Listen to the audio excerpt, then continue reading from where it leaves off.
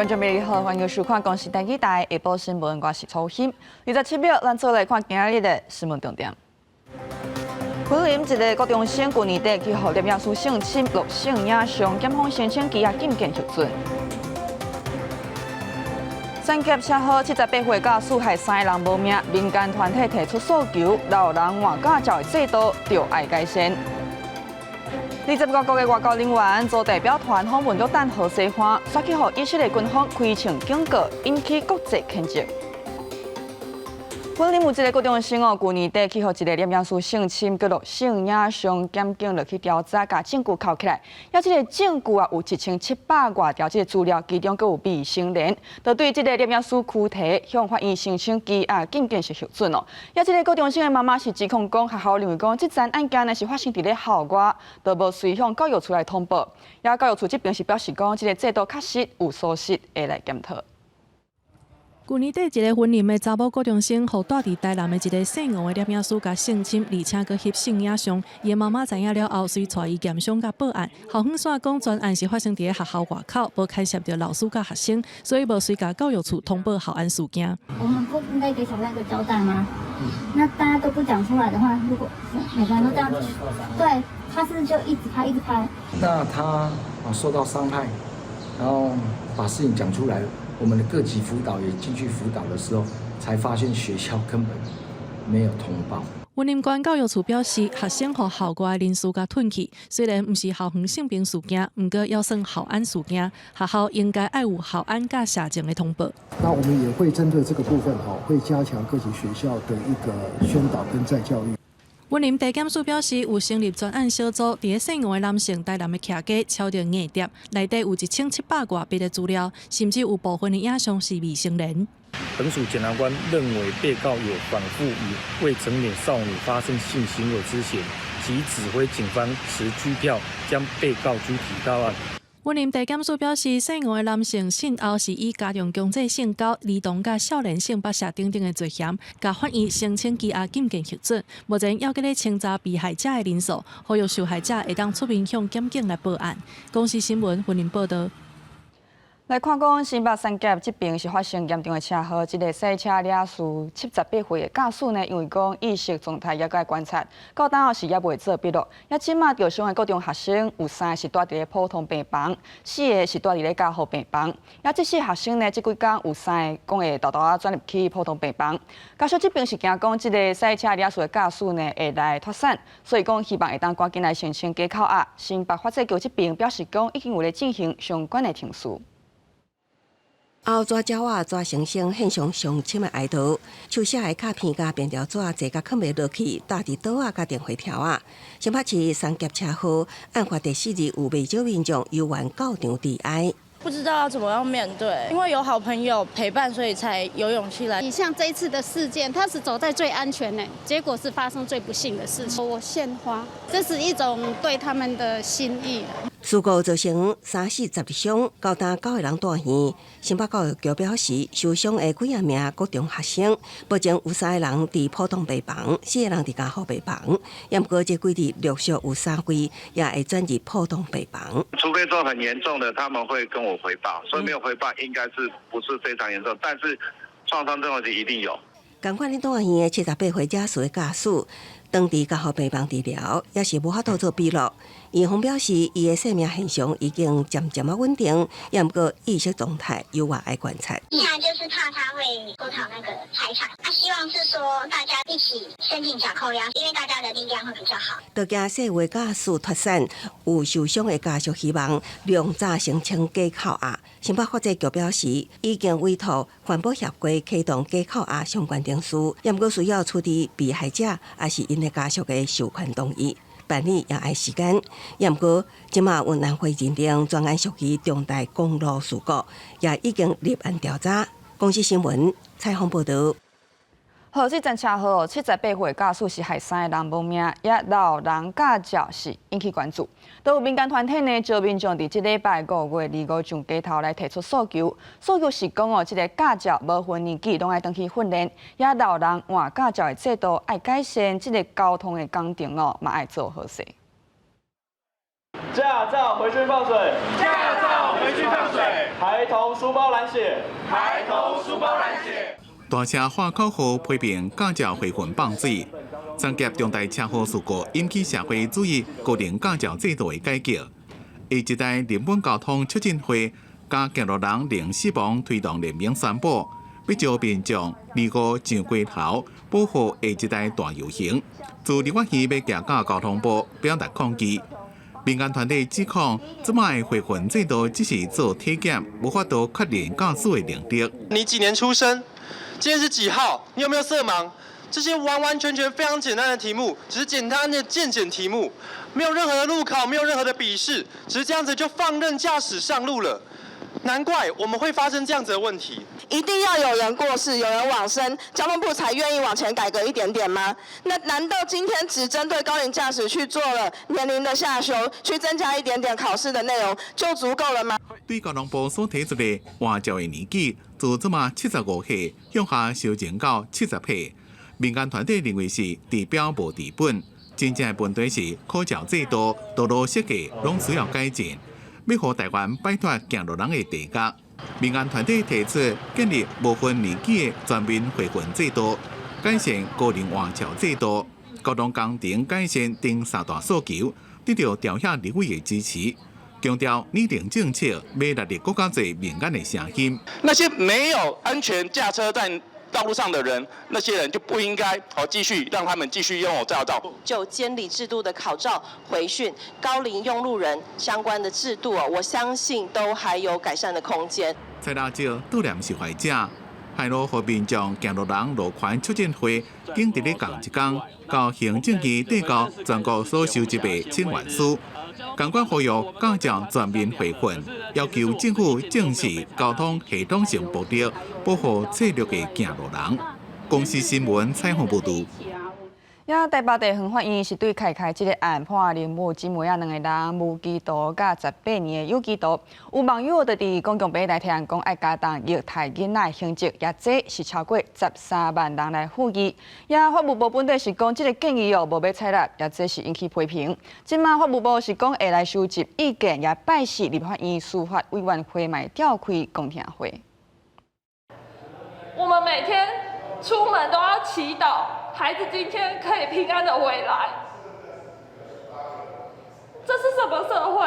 为凯凯案发声的民众，搁再一摆对目前虐待儿童的刑责表达愤慨。凯凯案老成年母姊妹2人互判无期徒刑和18年有期徒刑。有网友2月份伫公共平台提案，法务部伫5月10日是先回应建议，也无要采纳，后续搁改喙讲会研议。拜示儿童引用人发言人也伫立法院司法委员会召开的公听会提出诉求，希望政府通好好考虑修刑法调整量刑。我们也希望儿少的权益能够把最低的刑期。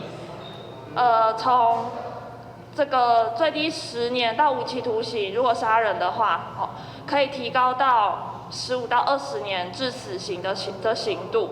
针对若互判无期徒刑一段时间过，可能就通报假释，是毋是通侦量儿童案件绝对袂使假释？检察官表示，可能会有违反平等原则的问题。另外，学者表示，根据奸恶行刑法，奸恶主要强调教化法规，若是要采取绝对袂使假释，必须要进一步思考奸恶内底的教化措施。也就是现在的监狱行刑法的部分是强调教大于管，管大于关，所凸显的问题是，对于不同杀人罪质的虐待儿童犯罪，如果采的是绝对，也就是完全不得假释，那怎么样让这些人在监狱中有对应的教化措施？那如果说我们单独设定虐童案件这个部分，不能假释，有可能会有违反平等原则的议题哦。伫公听会现场，全国家长团体联盟和声援凯凯案的团体也拢提出诉求，希望政府通设立儿少保护部，有专职单位充分的资源来执行全民儿少保护的工作，也呼吁法务部针对刑法修法推行，提出具体的进度安排。记者中国的邵桂玲台北报道。中央政府的总预算是去互立法院来提检，也连带影响到地方哦。即马地方政府一般性补助款差不多是减25%，也其中屏东呢是减52.5%，又是全国减上济。也若干那看6都是高雄减51.9亿，这上值力。高雄市长陈其迈就批评讲，立法院提总预算即马是去影响到地方的即个财政，对人口老化南部真无公平。总统赖清德5日狂则讲要邀请在野党共同参详各事，促进合作。不过行政院认为在违法加总务上审计有重大缺失，利益申请实现，引起在野党批评。执政党是讲一套做一套。不是刚提出来要跟朝野好好协商吗？行政院竟然把中央政府总预算还有财划法提出了这个事件，更狠的，他们竟然去砍了地方的补助款。那任何违宪的部分，行政院也必须提出释宪来守护。像财划法这个拿掉了中央3700多亿，让许多县市遭受重创，难道能不释宪吗？因为立法院进行删减中央政府总预算，行政院认为造成真侪政策抵押难行，决定统删中央和地方县市政府的一般性补助款，删减幅度大约是25%。屏东县减52.5亿上侪，高雄减51.9亿是6度上悬，台南市51.7亿，台北市是37.9亿。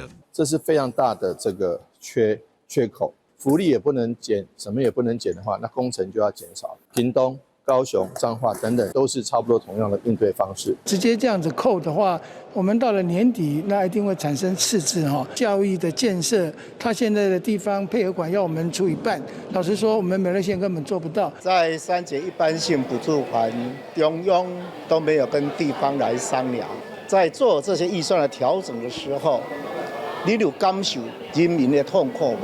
以及明确违反新的财划法的第30条的规定，也影响我们地方政府的财政。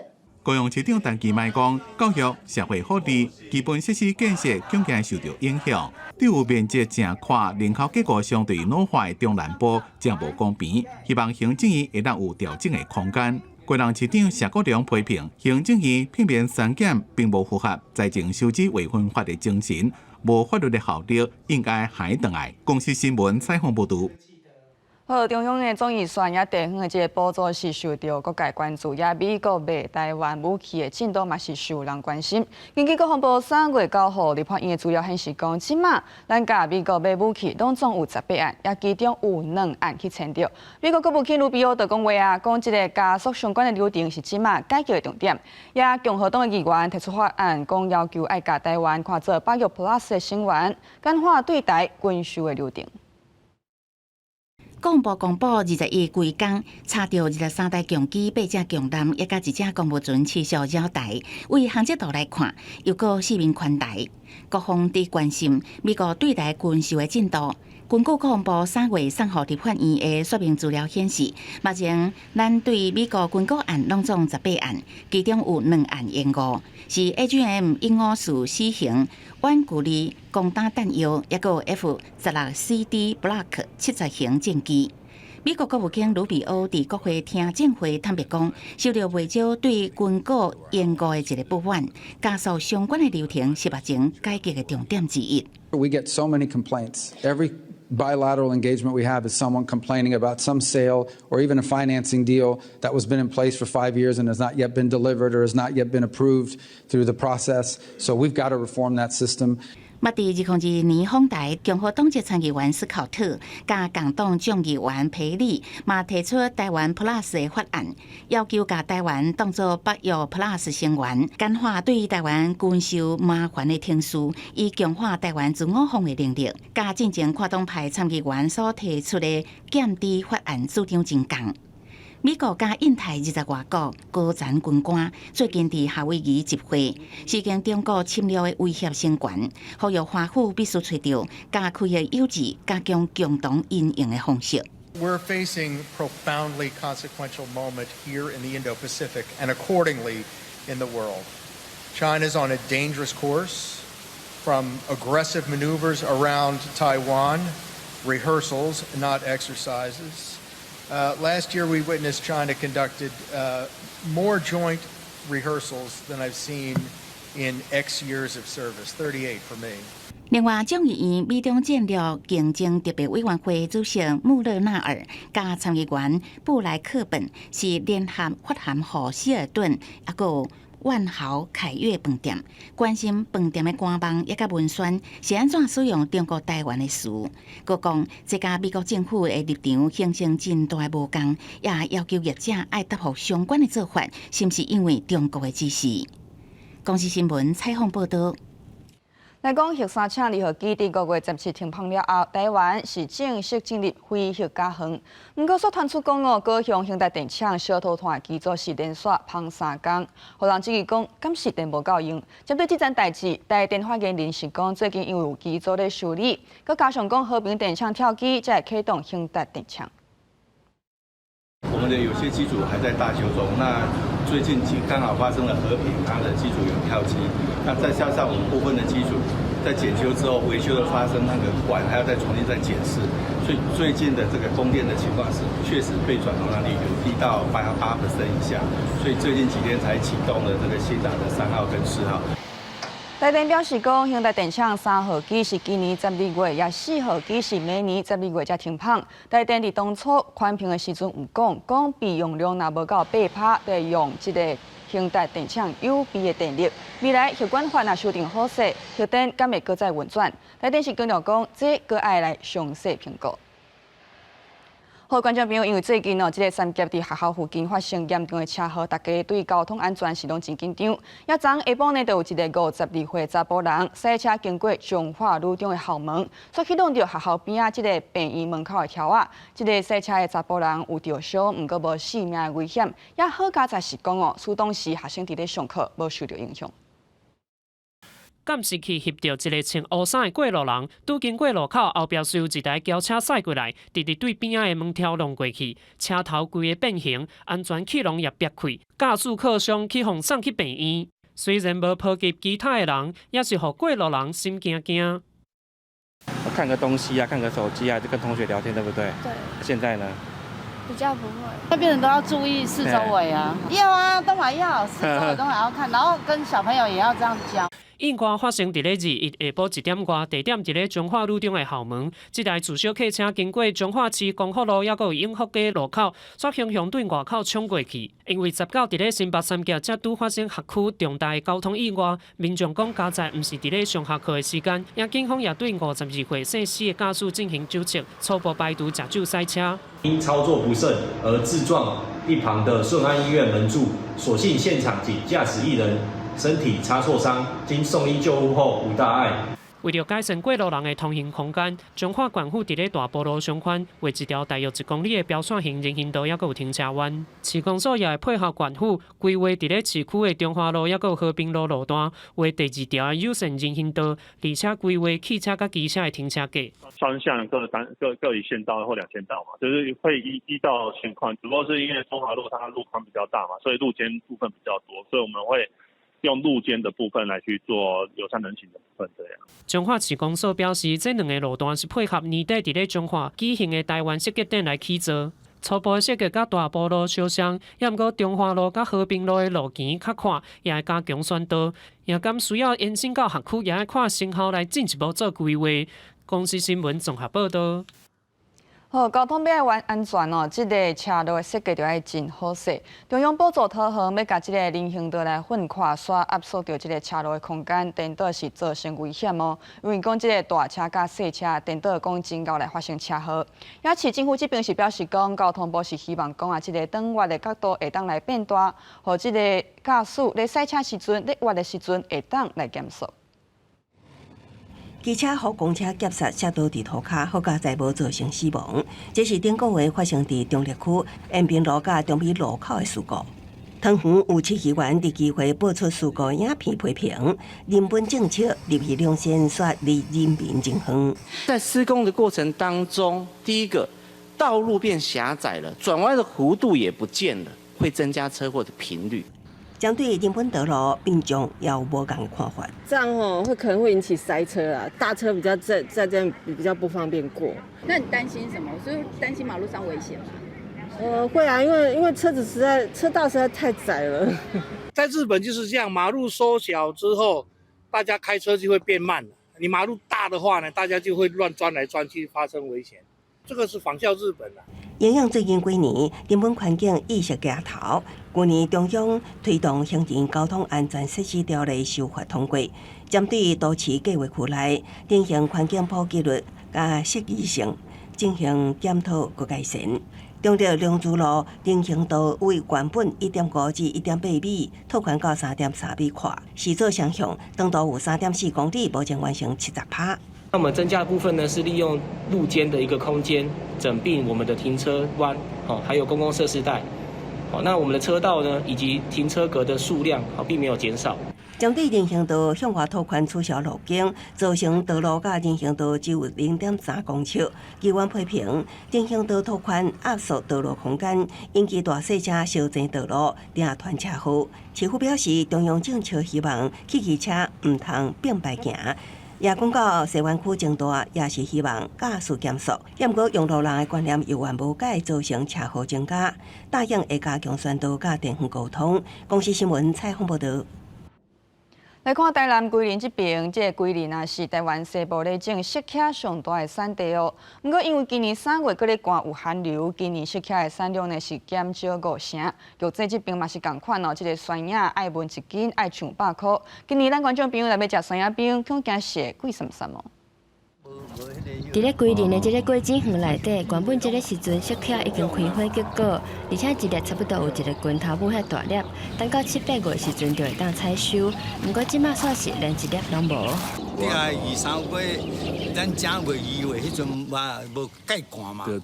哦，逐时行正是拢爱结果，结果都拢无法度开花严重的啦，会使讲吼，这拢无法度个。同款嘛受到低温影响的，阁有热症的酸叶，这产量是减真济，尤其是上受欢迎的爱文，价格直起，一斤已经超过100块。另外，亲像金红、甲玉文等等的品种，价格嘛是对咧牙悬。即马水是大斤，恁来到咱市场上少拢爱85几条，那么25块，因为今年气候问题，产生因的量变少。越南国际上有名的酸叶冰，店头嘛因为未堪得成本提升，所以对咧调高价销。我们暂时调整是调在30块，要等芒果稳定下之后，才要决定说最终要调多少。芒果真的很贵，已经破了我们芒果冰做了30几年来的记录。我昨天去拿的话，最低是爱文是120，比往年大概贵差不多1倍多。对，那一碗芒果冰大概现在都略幅的调涨在20块钱的价差。台南市农业局已经派人到雪茄的产地去回勘财损的情况，嘛提醒农民就要先向公所提报相关的财损。接落来，农政单位会阁评估敢有符合救助的条件。因那台南今年的酸叶、油梨啊，阁有奶子等等的农产品，拢因为低温影响成长，已经达到天然灾害救助的标准。公视新闻综合报道。咱学生囡仔伫学校会举手机啊，会摕平板，也都有研究讲，即个学生囡仔呢伫学校安尼做，无奈互即个上课无专心，影响到学习，嘛会影响到脑神经的即个发育哦。也本地即个教育部是无针对学生伫咧学校摕即个手机啊、摕平板有统一的规范。毋过昨教育部就针对高中以下学生举手机啊、即个电子用品来公布管理原则的即个草案，也早起呢学生团体是呼吁教育部应该爱护学生来表达意见。只要被抓一次就是2次警告。你只要是上课在老师没有同意的情况下使用手机，那就是会被记过处分。对，然后其实我也希望是说不要用这种记过的方式。讲到高中课堂上耍手机啊、互处分的情况，刘同学讲，虽然老师有要求同学上课进前统一交出手机，也毋过同学却有人交假手机，甚至无配合。教学现场手机保管的状况其实真侪，因为教育部公布学生早行动载区教学管理原则的草案引起讨论。学生团体伫立委的陪同之下举行记者会，表达落实校园民主的看法。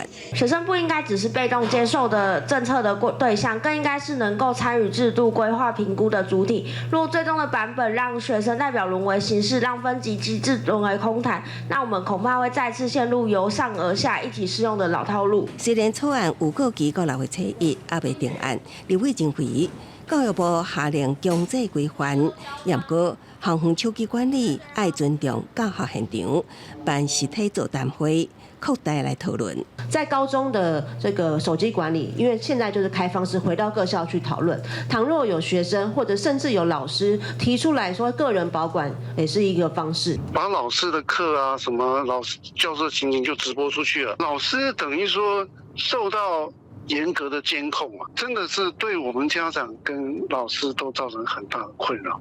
学生团体有声音，家长团体是真回，除了用手机调调的问题，保管学生的手机也会当防止学生上课开直播，让老师亲像受到监控，影响教学情况。对此，刘伟强调，会阁甲教育部来讨论，监视学国外电子保管的做法，和执行的细节会当更加完善。公司新闻采访报道。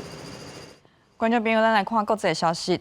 26国的这个外交人员组代表团，伫咧5月2日访问约旦河西岸，刷起互以色列阿兵哥开枪警告，是安怎安尼？以色列军方表示讲，因为代表团的车后无使伫咧本地讲好的路线，因才来开枪。不过这是互国际强烈来谴责。以色列军方已经回信咧，讲因会来调查。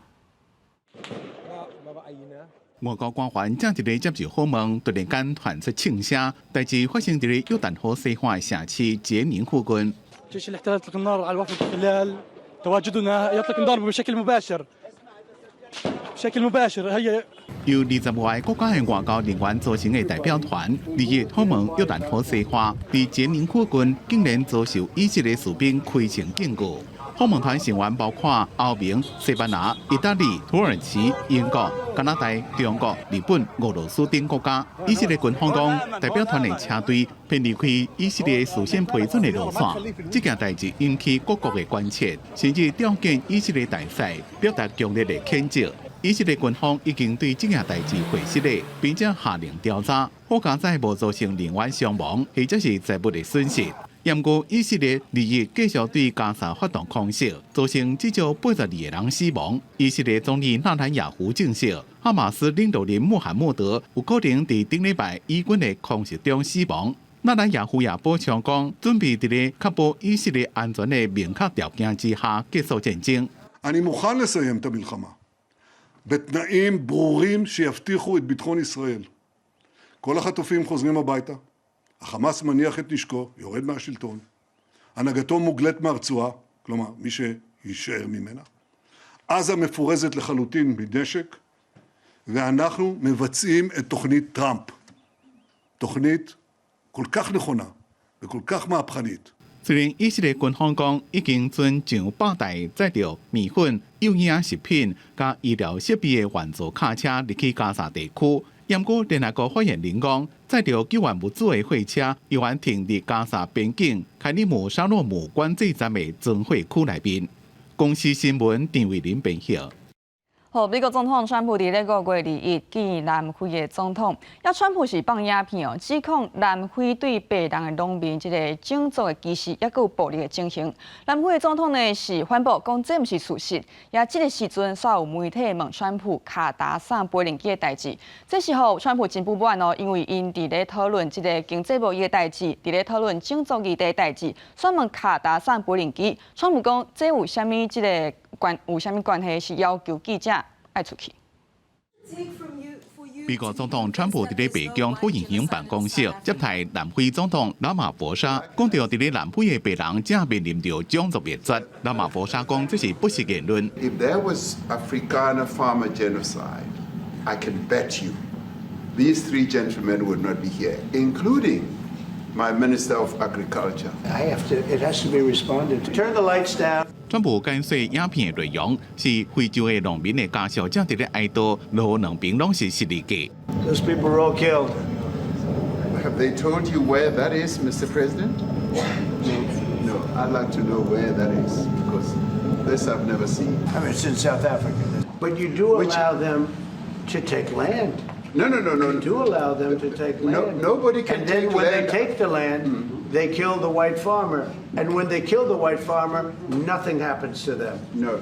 There is quite nothing happens. There is criminality in our country. 美国南非即马关系正紧张，这边访问重点放伫咧沐浴方面的合作，加南非白人的问题。尾后一个记者问一个问题，川普正会多。Mr. President, the Pentagon announced that it would be accepting a Qatari jet to be used as Air Force One. What are you talking about? You know, what are you talking about? You know, you to get out of here. What does this have to do with the Qatari jet? It's NBC trying to get off the subject of what you just saw. 这也互人想到2月28日，川普甲乌克兰总统泽伦斯基见面时阵，冤家闹甲真无欢喜。那么佛沙带着包括白人朋友在内团队访问北京，南非有名的火野人鲁伯特、高尔夫球选手厄尼埃尔斯拢表示反对白人受迫害的讲法。公司新闻黄文玲编辑。观众朋友，咱看转来到咱台湾哦，今日早起9点多，台北市中安东路一个工地挖到一粒20公分也已经生鏽的壁脚弹，工地是随通知警方现场去封锁线，也军方也随派人去处理。看到这个中安东路一个工地哦，早起怪手挖到一粒壁脚弹，也工地随去报案。警察反映讲，会发生意外是随去通知军方来封锁现场，国军是派人去处理。也这个炮弹呢，经过鉴定是无危险，会照停输加消费。好，咱来看罢免的消息咯。这个国民党要来救因的立委叶元之，朱立伦呢，今日早起是去到邦桥福德宫来宣讲，呼吁乡亲就要投无同意票。也高雄这边针对罢免团体对民进党立委柯志杰、甲黄捷这个联署牵涉做假之战，强调是搁在团志刚来理清案情。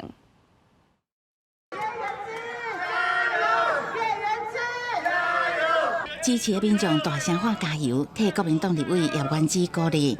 国民党主席朱立伦日到板桥福德宫宣讲反恶霸，嘛以老市长的身份甲乡亲博感情。台湾不需要这样霸来霸去，所以我们国民党的立场就是希望反恶霸，不希望要再做这样的一个事情。所以我一再的呼吁包括赖清德主席以及民进党的朋友，能够悬崖勒马。罢免叶元之的理由是什么？是因为我赢太少了，所以我只有赢2000多票，所以要罢免啊。不同意票数就是警惕他的票数，让他知道国家要恢复正常，好好运作。大罢免继续在进行，罢免民进党立委黄捷、柯志杰的团体高雄双罢劫联署总站，是因为牵涉到无实在联署去人调查，进前负责人起上限收押，领衔人资累15万块交保。不过检调日又有动作，各团真侪个双罢劫的志工查清楚2个人所牵涉到的案情。我们大概核心的志工就是主要志工大概是8到9人。那么我经过联络以后，目前没有一个能联络上，那么我就合理的推测，就是这些志工全部已经被带走问话。宜兰民进党立委陈俊武无实在联署罢免案，检调2日传国民党宜兰县党部主委林明昌等8人到案说明，经过检方透明的精神，裁定林明昌80万块交保。说今天我会交保就是这样，我没有串证，没有逃避，我没有做坏事，而且我反对假联署。这个案子现在已经进入司法调查的阶段，原则上我们还是尊重司法，也让整件事情可以早日水落石出。林明昌搁再声明反对假联署，强调家己老实清白，无做歹代志，无讨口径闪逃，才会当得到交保。若是所有党部的主任是可行，因为真侪个党员甲志工分别是以3万至10万块交保候团。公司新闻采访报道。来看高雄这边，高雄凤山的文宏路一个建案附近的3个社区，因的民众甲店头过来指控讲这个建案施工造成地层崩裂，一寡厝是歪起，所位有真侪问题哦。也建商是表示讲，即马已经有咧进行诉讼，虽然讲因有想要甲住户来和解，毋过赔偿金是超袂平，会搁再透过这个市府来协商。餐厅包厢顶设施因为地层下陷，造成壁甲涂壳严重错位，厨房污水沟嘛真歹排水。高雄凤山文宏路一个建案方指控，施工3年外造成附近社区的厝受损。上面的铁皮也都戳了，所以下雨这边就到处滴水，办公室、仓库、厨房、厕所全部都淹，全部都滴水。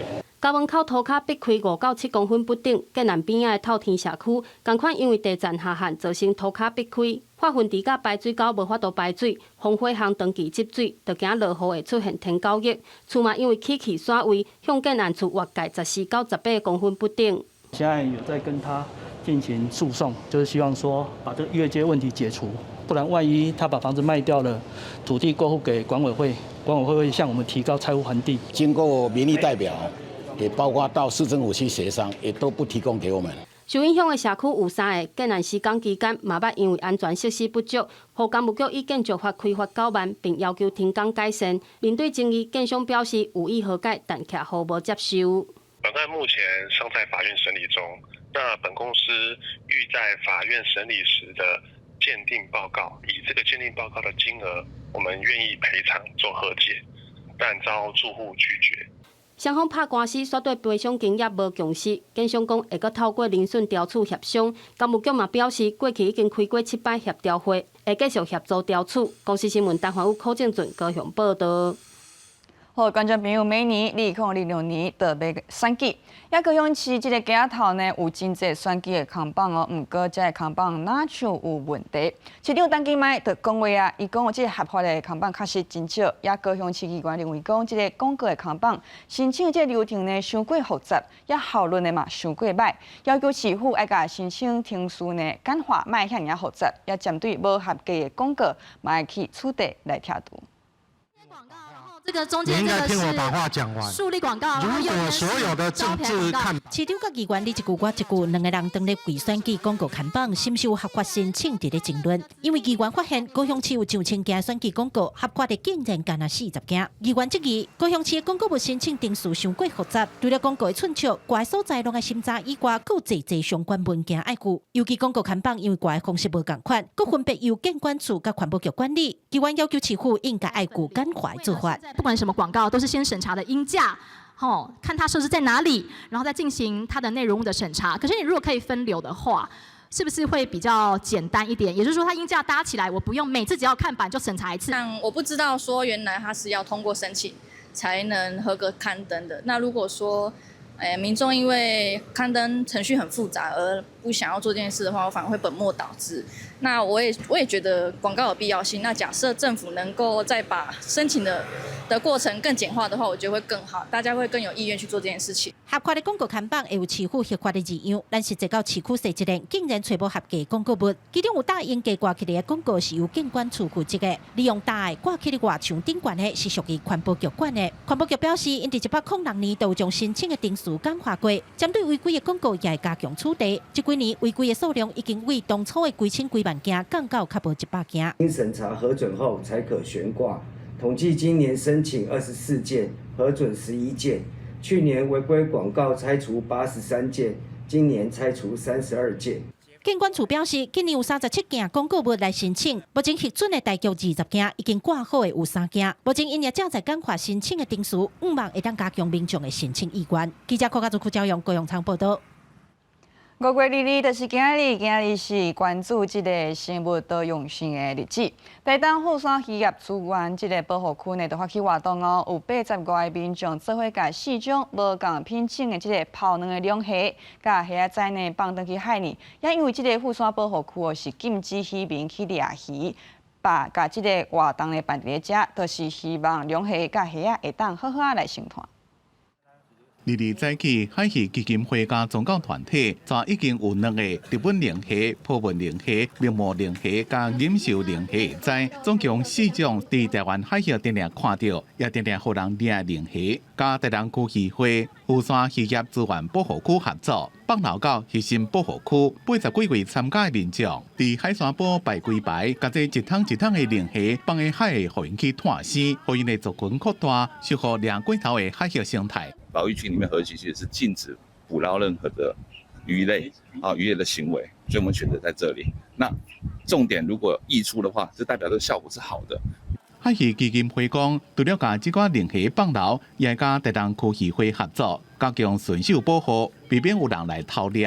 以前巡守的强度没那么强，当然就是会有一些不肖人士会来滥捕。那现在我们有加强我们一个巡守的一个量能。那当然可以减少了很多的那个滥捕的这个机会。台东县政府94年就划设富山渔业资源保护区，县政府希望民众莫伫咧保护区范围内违规捕猎，若不会依照渔业法的规定，罚3万到15万。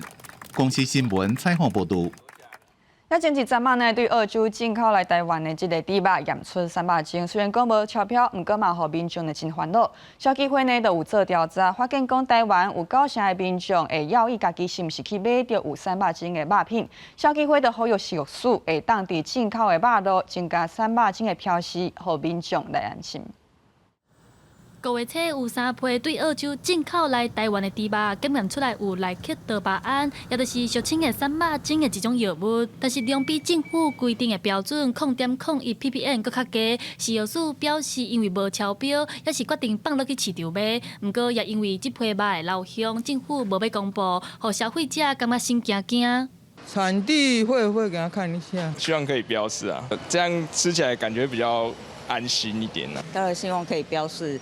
这样大家可以自由选择啊。针对进口肉的标示，民众有济的记录。消基会也针对1054个消费者做一份调查，发现有9成的民众真犹豫家己买到的猪肉是毋是有300斤。另外，也有8成的民众认为应该要伫产品的顶面标示这项产品是毋是有300斤。莱克多巴胺这个我们定了标准，我们就按照标准去走。但是在消费者来说，他怎么知道今天那个肉真的是安全？那就是要有标示。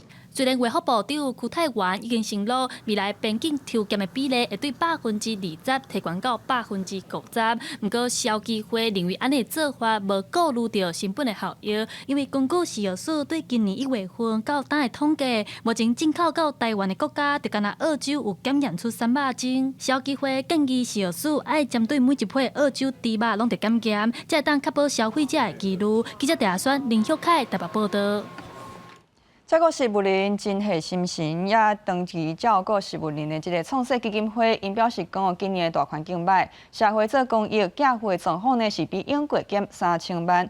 有民间团体企业看到这个状况，就出钱出力，就400个志工去全台湾20个园区的这个据点来照顾食物链。好，来，我们再看一下左边也有。美容师替食物人加增加抹精油，增加皮肤的保护力。长期照顾食物人的创世基金会，为着要让园区内安养的食物人通得到如何的照顾，即个邀请专业美容师来做志工，用因无同款的角度来分享照顾食物人的美感。因过捌做过护理工课美容师提醒讲，食物人因为无法度家己变身、甲叮当，所以今麦流失真紧，皮肤脆弱，上惊翕甲地。血液循环也不好，压太久了，那就是一样要勤翻身。在病床上面，他可能肌肉流失，然后胶原蛋白流失，那他们的皮肤变得非常的薄，非常的脆弱。那所以在翻身的时候啊，就要注意一下，说就是要动作要轻柔，那减少一些压力跟压迫。如果家里有一个植物人，有时候真的会拖垮一个家庭哈，所以我们秉着帮一个植物人就是帮助一个家庭哈。那因为就是以目前我们全台来讲，我们服务的对象，有安养有到宅哈，那大概有3-4千位，那当然还有更多需要我们照顾的哈。那这个就是随着高龄化，这样的人口也会越来越多。创世基金会表示，目前伫全台湾的园区内有安养约800位食物人，根据统计，照顾一个人逐个月的开销上无就要5万块。基金会长期靠社会的爱心寄付来照顾食物人，不过今年受到政治经济等等无稳定的影响，寄付的金额是比永年减少3000万。有企业也有民间团体总会捐出320万，嘛招400位美容师，未来要到全台湾20个据点做志工服务。那我们希望我们的后盾一直推动我们和善跟我们创世来以此启智社会，用之于社会，把爱大大的传出去。那这是我们企业主所应该做的事情。创世基金会表示，为着要落实在地安养，避免家属奔波，嘛当地规划发展的新园区，也有家己要扩院，希望会当照顾愈侪弱势家庭，嘛希望透过企业佮有民间慈善单位的合作，会当带动社会斗阵来关注公益和食物人的福利。记者卢尚如、郑俊尧台北报道。观众朋友，忧郁症甲躁郁症呢是受到真侪因素来影响，包括讲心理、家庭环境哦。也即届呢，台大公卫团队呢是上新的研究发现，讲除了大脑、肠仔甲腰鞘呢若有问题，可能嘛会互人郁卒咯。也研究团队就提出讲，爱对症落药，未来呢计划甲慢性病即止痛药啊、甲爱困药啊呢加入忧郁症的药单当中。民众若心理破病、较高郁卒，就要去看身心科摕药仔来食。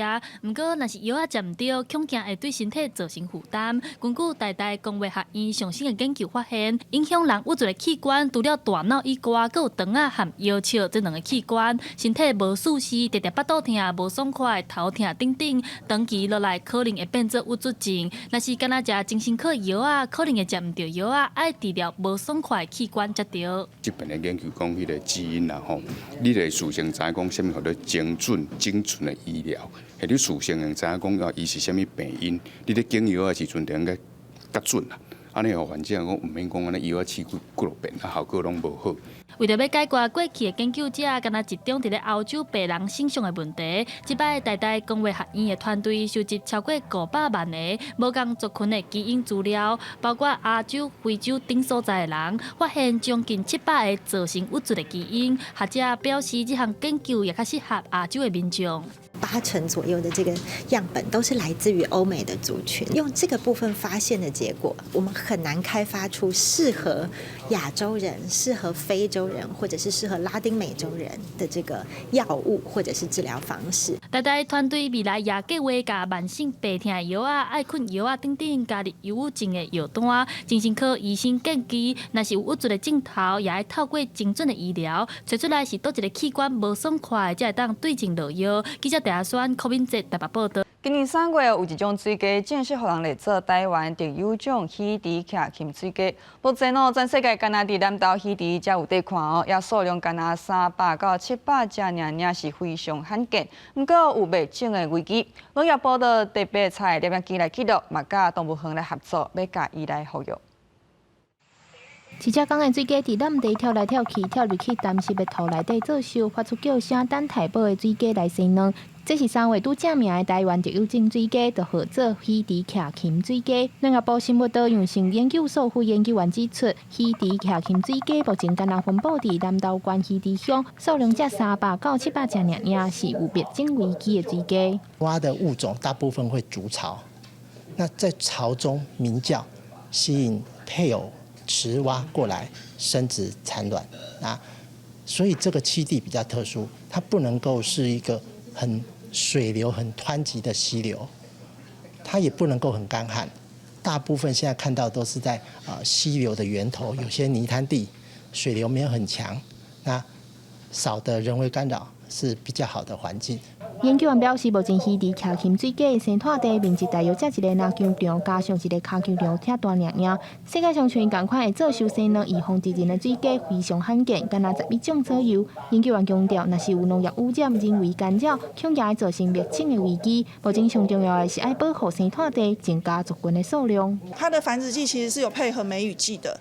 那梅雨季的尾声的时候呢，这些来不及被后面的雨冲刷到下面的溪流的这些蝌蚪，自然命运下会干死。所以后来我们才想到说，如果可以把这些蝌蚪救援回来的话，其实不会影响到母族群。那这个可能就是一个很合适的手段。新德社表示，这款水鸡伫5月到8月生蛋，因为生蛋地无适合有人行打，所以真好观察。团队用摄影机长时间追踪，目前研究团队已经和台北市立动物园合作同齐来保育，也积极找找和南投稀猪环境相像的所在，希望未来互水鸡数量愈传愈多。记者刘嘉丽、谢桂玲台北报道。那这几天呢，不是传出讲有民众看到台湾乌熊，一来是台湾乌熊的保育有成果，二来呢嘛代表台湾乌熊这个活动的区域呢开始甲咱人有相塔。中华文化局呢就邀请专家来分享，希望民众会当来了解讲台湾乌熊即卖生存危机。大人囡仔也未必要替台湾乌蠅喂食水，上重要的就是胸坎的所在有 V 字形，也是외白多样的特点。中华县文化局邀请农业部生物多样性研究所的讲师来上课，透过影片的解说，还有 DIY 活动，希望互民众愈了解台湾乌蠅的品性。这个活动的话，可以让我们比较能够清楚知道说，我们台湾的黑熊它们的特征还有习性是怎样的。因听故事啊，佮透过这创作的过程当中，我感觉因有法度把这保育动物的心植在他心中这样子。根据今年1月到5月统计，台湾乌蠅通报案件总共11件，内底有8件是甲人类拍蜡有关系。这几档嘛，常在有乌蠅去果子园街条找食的事件。生毒所表示，乌蠅对声音真敏感，为着人的安全，咧野外会当伫身躯顶甲梁啊，避免乌蠅接近。你会当伫你的身躯顶，还是你的牌啊吼，挂一个铃铛。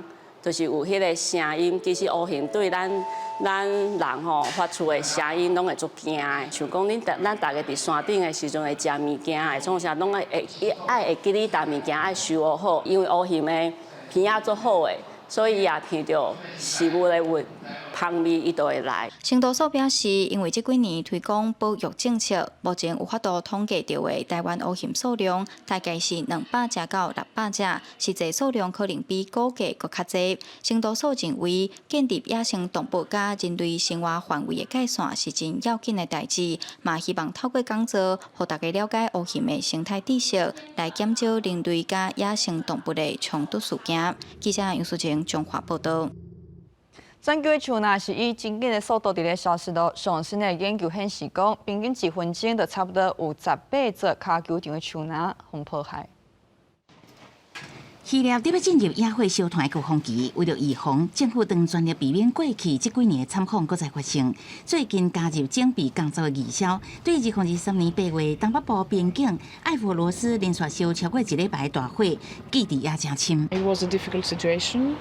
And the moment I had to run and make a very quick decision, of course, under the instructions of George. 根据上新的研究显示，去年热带雨林大规模受损，每分钟拢有相当18个骹球场大细的面积互人破坏。其中有真大原因是气候变迁引起火灾造成的。地壳全球森林观察表示，去年全球拢总失去67000平方公里的珍贵原始森林，面积相当是2个台湾，也是2个比利时大小。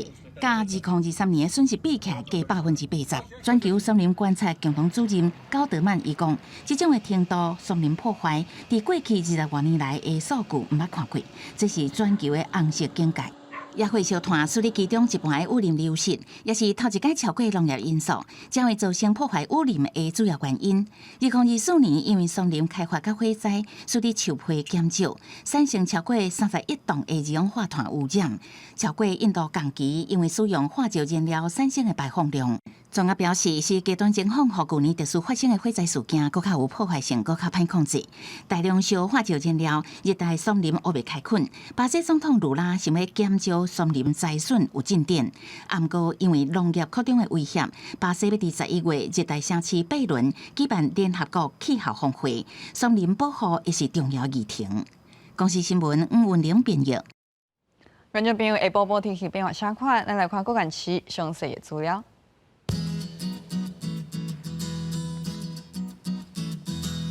北部地区29度至34度，中部地区30度至36度，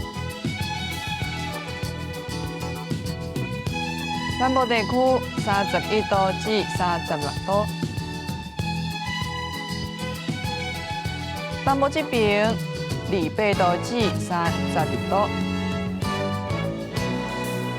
大岛地区26度至32度。感谢观众朋友收看今日的下晡新闻，明仔载同这个时间，咱再会。